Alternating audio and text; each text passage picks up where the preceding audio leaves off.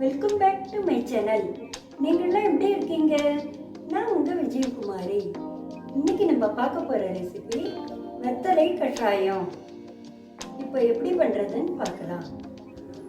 இப்போ கேஸை ஆன் பண்ணிக்கலாம். ஆன் பண்ணி ஒரு பாத்திரத்தை வச்சு அதில் 4 டம்ளர்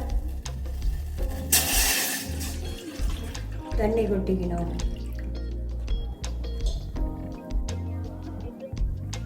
கொட்டின்ட்டு அதில் 1 ஸ்பூன் மிளகு, ஒன்றும் பாதியமாக உடைச்சி வச்சுருக்கேன். 1 ஸ்பூன் மிளகு, 1 ஸ்பூன் சீரகம்,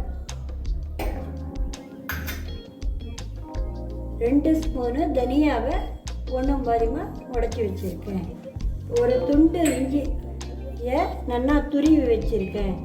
துருவுனா எல்லா சாரும் இதில் நல்லா இறங்கும், அதனால் துருவி வச்சுருக்கேன். நீங்கள் வேணும்னா அதை அப்படியே இடிச்சியும் போட்டுக்கலாம். 4 வெத்தலை, கருப்பு வெத்தலை 4 வெத்தலையை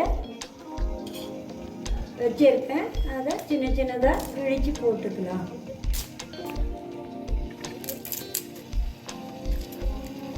இது நல்லா கொதித்து 4 டம்ளராக இருக்கிறது 2 டம்ளராக சுண்டணும்.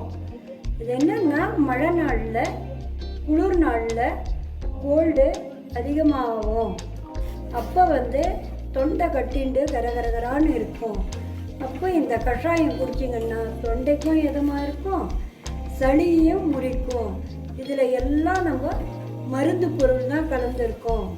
அதனால் நீங்கள் இதிலேயே கற்பூரவள்ளி, துளசி கிடைச்சா இதோட சேர்த்துக்கலாம்.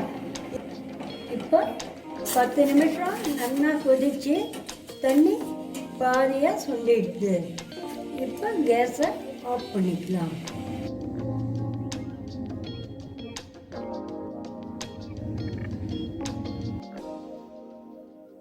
ஆரோக்கியமான வெத்தலை கஷாயம் ரெடி. நீங்களும் இதை ட்ரை பண்ணி பார்த்துட்டு எப்படி இருக்குன்னு எங்களுக்கு சொல்லுங்கள். தேங்க்யூ.